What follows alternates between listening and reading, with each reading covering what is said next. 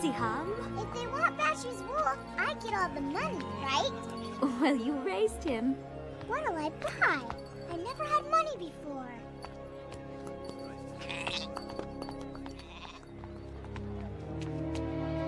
Oh no, he doesn't look well. They told me I'd find help here in Mecca. And you have. Siham! Papa, where are you going? We can't just leave. We have to take care of this man first.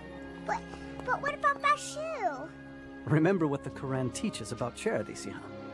For those who give in charity, men and women, and loan to Allah, a beautiful loan, it shall be increased many-fold. If we don't live by that, well, then we're no better than the people who used to rule this city.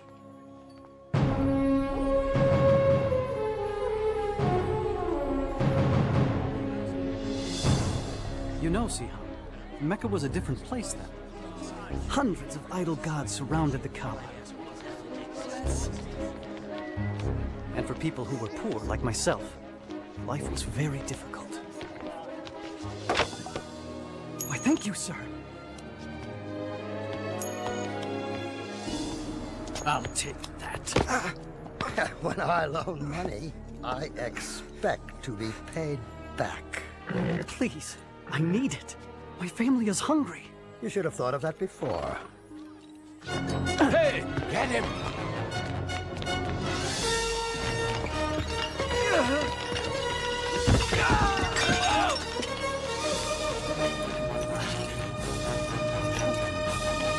Welcome to Mecca!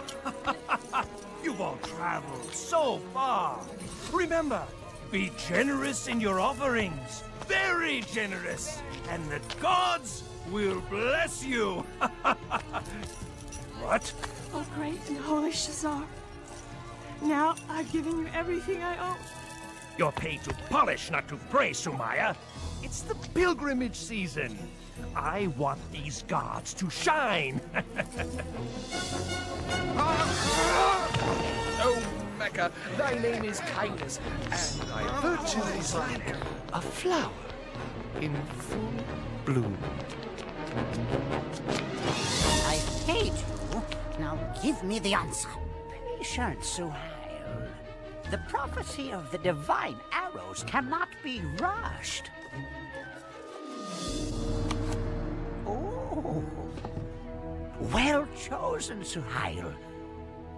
Go ahead with your scheme to cheat the Swordmaker, for the arrows say you won't get caught. Indeed. Thief! Ah, you've a good eye for slaves, Please, set me free. Please. I'll take him. Halal. Remember this. They can whip your body, but your soul is free. It belongs to no one.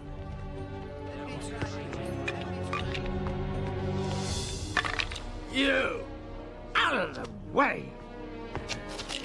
Throw them again, boy. Remember, lose, and you become my slave. No! You're mine!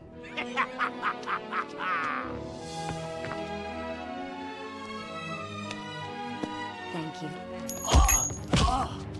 Get up and get out of here! Look at all these people. The most successful pilgrimage in years. Good thing the gods are here in Mecca. Some of these pilgrims aren't too bright. They're paying twice what the goods are worth. No, no, no. It's true. We'd be stupid not to raise the price on everything. What has become of our charity? These pilgrims are on a sacred journey to a holy place. We used to take pride in supplying water and shelter for the faithful. Now, it seems, we pride ourselves in taking advantage of their devotion. I won't listen to this. He's Abu Jahal. Abu Talib is our leader. Yes, and he's my brother. But that doesn't mean I have to sit here and listen to false accusations. The pilgrims would dry up and blow away if it weren't for us. We're worth 10 times what we take. He thinks he can lecture us just because his clan takes care of the Kaaba. We must change our ways.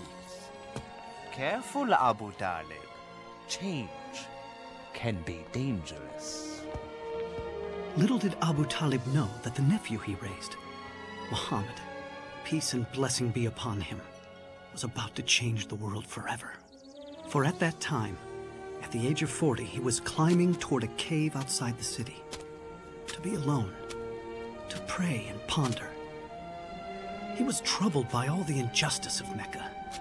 Slavery, the mistreatment of women, greed, gambling, the sacrificing of babies, and the reliance on idol gods made of wood and stone. Not the one God of Abraham, Moses, and Jesus. So as he did every year, he came to that cave. Suddenly, he was surrounded by light. When he looked up, he saw the Archangel Gabriel standing before him. He was speechless. "Read," said the angel. "I don't know how," was the reply.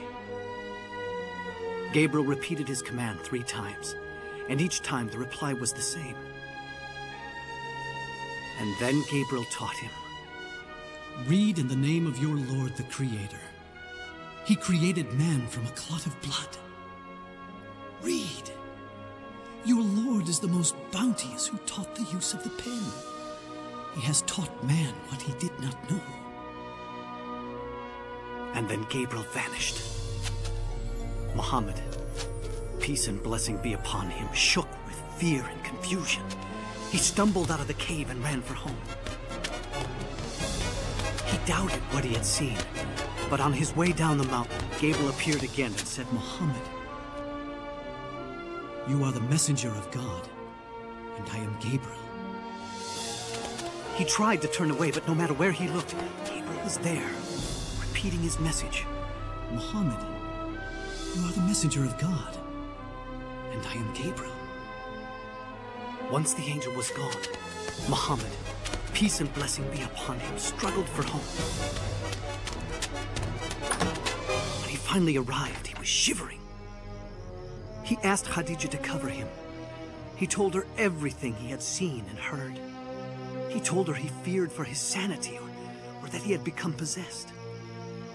But Khadija assured him that God would not allow an evil spirit to overtake a man like him, who had always told the truth and cared for the poor and needy. Soon after, Khadija went to her cousin, a religious scholar, and told him what had happened. "Your husband is a prophet of God. The people will accuse him of lying and many other evils. Oh, and he will be cast out." Despite her cousin's warning, Khadija believed all her husband had told her, and she never hesitated in becoming Islam's first believer. And soon, others followed. I keep hearing rumors about Muhammad's secret meetings. Please, Abu Jahal. But he's teaching something. I don't know what it is yet, but his adopted son Zayd has joined him, and so has his cousin Ali. So what? The rest are beggars and slaves. But he must be punished. For what? For teaching something different. Look, if his followers were men of power, if his teachings were dangerous, I'd fall on him like an ocean. But this is Muhammad, Abu Jahal. Al-Amin, the honest one. Bah. For 3 years, the Prophet, peace and blessing be upon him, preached in secret. It was during this time, Siham, that I first heard his teachings. I'm not sure we should be doing this. You have to hear him, Mother. We'll be all right, Jalila. Inside, quickly. There's more tonight than ever before. Thank you, Jeff.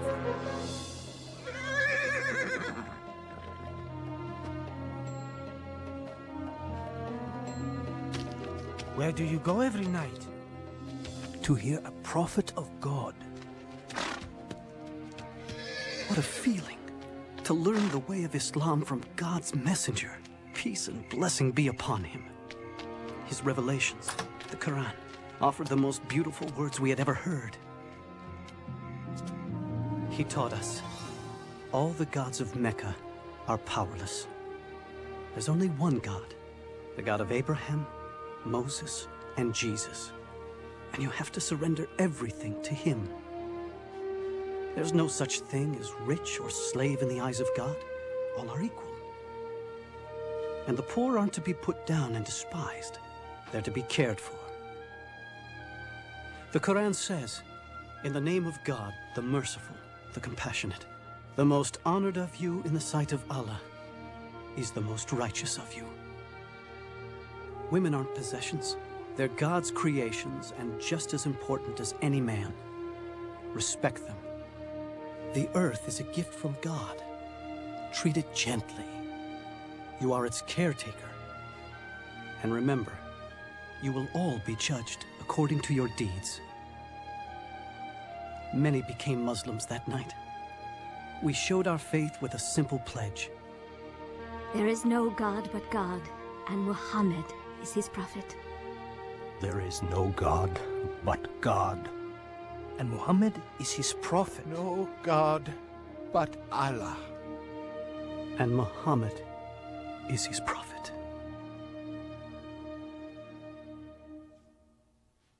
You won't believe it, Amhal. He says all men are created equal in the sight of God. You have to take me to him. I knew you would see the danger of Muhammad's preaching. Of course I see it. He must be stopped. You cannot stop Muhammad.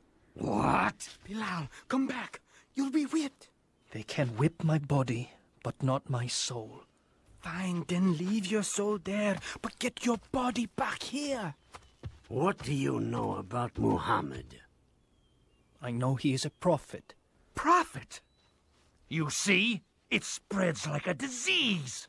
The gods will punish you for those words, Bilal. Muhammad says the idol gods are powerless.